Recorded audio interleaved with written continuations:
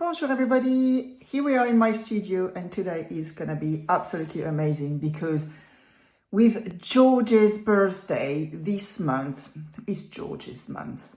I know we got Valentine's as well, so it's full of love, isn't it? And talking about love and love for animals, let's paint George. So I'm going to use watercolor and I'm going to show you my material. We have our lovely watercolor here.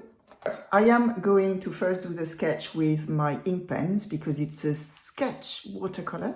Then our brushes. I have put a little bit of masking fluid to keep some white because that's important, you will see. Two new things I am going to use for this painting is actually a plastic palette because I find out that it keeps the water better rather than actually using another watercolor paper, which actually you can do because you can see exactly how it's gonna flow on the paper, but that is actually a way to make your mixes first. And palette knife, so that will allow us to do some lovely little lines as well. So let's go for this. Okay, so starting with the sketch, I've got my pens here. I think it's an 05. So it's not super thin, not super thick, and I'm just going through it like that. And I've got another one that you can see on the side that is the thicker one that I may use afterward. I think I decided to use it actually for just a few bits that I wanted to stand out and attract your eye. So this is what you do with a sketch. It's the idea of having two thicknesses is that you allow the eye to be attracted to a certain part of the drawing. And in that situation, I like attracting the attention to the eyes particularly, but we are going to play with not only the sketch, but also the darker tone of the painting. There you go. Let's start painting. I have a Prussian blue with a little bit of vermilion, so that gives a blue tone, but that has a tendency to go towards purple, but just a little. So that's what I call a dirty blue. And this is the complementary of some color that you can see on the palette on the top, that are, there's a bit of burnt sienna, burnt umber, these orangey colors that are really lovely. So I'm just building it up slightly like that on George. George, that is the one I'm painting now, and Nutmeg at the background. We'll have a lot of blue, you will see. George is brown, like a lovely caramel brown. When Nutmeg has some brown, she's got that caramel color, but it's more towards the gray. Now, the gray in nature, there is always a tendency to have a tinge of blue, which is really lovely because we are right into the complementaries here. So I am going to carry on with that. So around the eyes, George and Nutmeg, they've got that same whiter tones. On Nutmeg, I did put actually a little bit of masking fluid because she's right in the sun that is coming from the top left. And so you will see we are going to play with the shadows as well on this. So as you see, Nutmeg is getting some colors now as well. And both their nose is light in color, not white. There is no white in nature actually, but we do use the white on a painting by keeping the paper white just so we got the full range of contrast from the lighter to the darker. The cerulean blue here is really lovely. I think it does eventually bring the painting together. It's daring. It's very bold, because obviously this is not as strong in nature. However, I would always suggest that you go much stronger in color and pigment and tone on your painting than it is really in nature. It's funny how it works. If you don't go over the top, or it feels like over the top, your painting is not going to be as entertaining, if it's probably not the right word, but yeah, it's not gonna be as stunning as it could be. So here I am probably a mix of burnt umber and burnt sienna, which is a tone that Nutmeg does have in her hair. And I am mixing it with a bit of water so it mingles with the blue. But you can see that these two tones next to another, it does something. It works together really well. It will mingle. The more it goes around like this, it will mingle. You see, you can see it already. The limit between the two colors is not as sharp as it was. And so I'm carrying on with that with more or less water, because I want more or less transparency according to where the light, or where I think the light is falling on the head. The inside of the ears is naturally quite light. It's more like white hair or close to white. You always have to take into account the shadow. So that part of the ear of Nutmeg is gonna be in the shadow very much, because the light is coming the opposite way. Here I'm mixing some Prussian blue with some burnt amber. There was some mix. There's probably some vermilion in there as well, but I'm using that for the darker part of Nutmeg, which is the base of her body that you can see there, and it turns into something with a little bit of more blue pigment. And I'm working this, thinking about the light as well that would fall on her neck, and which way it would fall on her neck according to the shape of her neck that is obviously rounded. So the more I'm going to go up, the more light is going to appear. And so to arrive at the mane, and the mane is quite dark, so we are going to play with that. You'll see it's going to be fun. And this is where the palette knife comes into play. I really like that. And so everything here is in the shadow. So I'm starting working along and darkening things a little bit, still thinking of the color, the light. You always have to keep all of this in mind. So let's go for it.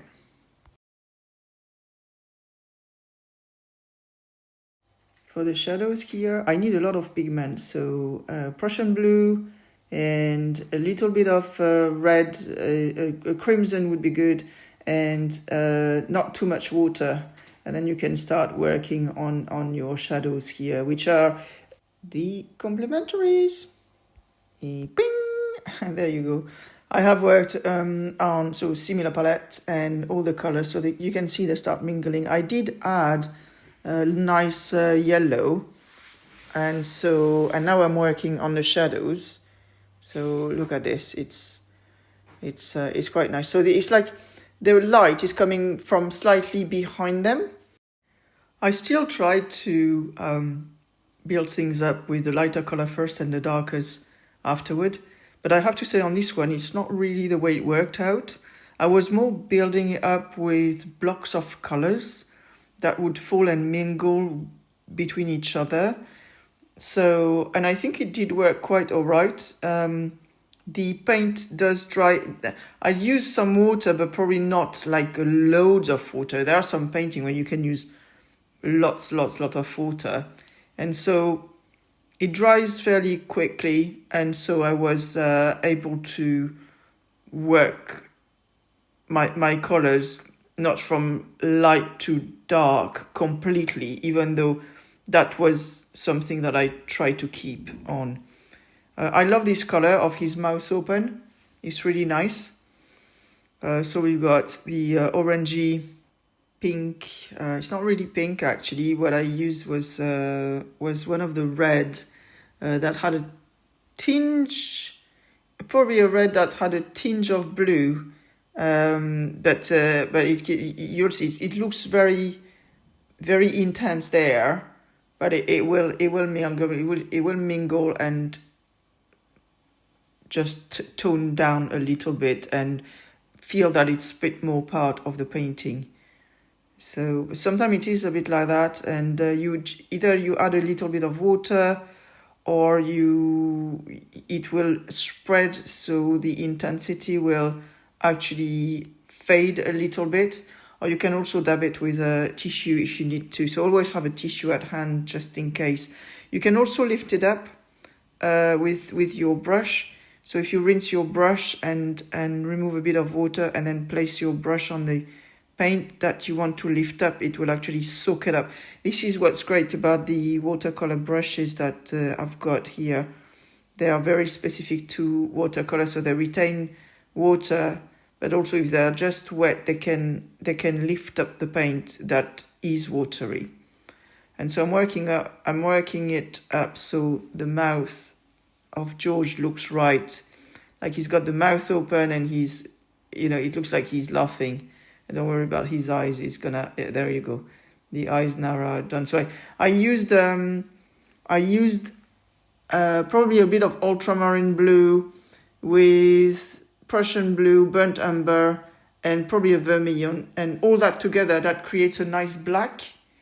So it's not the black of the palette, which will look wrong. It's a black that has a tinge of blue or a tinge of red. It depends what you want to portray or the reflection of it. It's nice to have a tinge of blue in the eyes because usually it reflects the sky, and so that does make sense. And I'm now building up the shadows a little bit more, and yeah, so I will make his nose, his nostrils stick out, because we've got a big contrast between the cheek and the nostrils. And the ear, one of these ear is a little bit back as well. So you got one that you can see the inside, and the other one is a bit turned away from us. And he's got that lovely burnt sienna. It's really, burnt sienna is George's color. That lovely brown that is a bit orangey. It's really nice. So get ready for what's coming, because I did put some masking fluids, and so we are going to have some part that will stay white in the eyes, but also the hair of George. So that will make his mouth and his the whole front of his face actually stand out a bit. That's why it works. Masking fluid is really interesting to use. And using a sketch first as well, and then you use the watercolor. And I was saying in some other painting that the watercolor will serve the drawing, and it can be true, but I think in this one they both serve each other. I don't see one more important than the other. I think they are both. The sketch is the foundation. It's always the foundation. You need to have a good sketch, but the sketch sometimes can disappear because the paint is taking over. Now I do like the sketch. I do like the lines. I think it adds something to the painting. So now I'm paying attention to where the light actually falls, whether it's in the mouth or around the mouth, and we probably have some of the bottom jaw that has a hit of the light, and of course making the contrast with the body of George that at this stage, at this place here, is quite dark. So yeah, I think it's turning out quite well at the moment, and you can see the watercolor style as well. So we are not trying to draw every hair. We are really putting blocks of colors to create a feeling, the feeling of George and the light with the contrast and its color, and also the sketch bring the fun side of it with a big smile. Nutmeg looks a bit like you have seen it all before. There is at it again, which is really, actually, this is very much knowing Nutmeg. Spending time with them, this is really how she is. So now I'm taking off the masking fluid, you will see.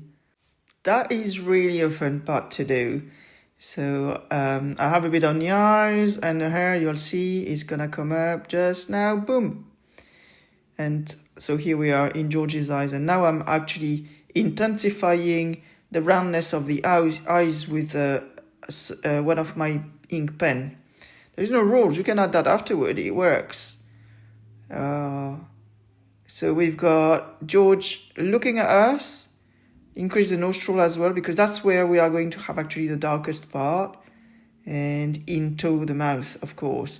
So eyes, into the mouth, the nostril, and that gives us, all these points are going to attract the eyes as well. And that I added some splashes, you've seen. I added some splashes around George and Nutmeg. That's something that attract the eyes as well, and also add some fun to the painting. I like that. I do that on most of my painting. And so I'm making his teeth, his top jaw actually, or should I say top teeth actually stand out as well. When they smile, when they bray and smile like that, or smile, they say they are happy, because that's really what George is at that point. When they do that, they do show their teeth like that, and it's lovely to see. And you can see the nostril on the sketch. They're actually quite crushed, because obviously he's moving his lips, and there is a reduction there as well of the face. So the nostrils are a bit like compressed down. But all these things contribute to the effect and the emotion that you want to portray in your painting. In your sketch, it works that, the smiling happiness, or Nutmeg being like, oh, I've seen it all before. All of that is in a sketch.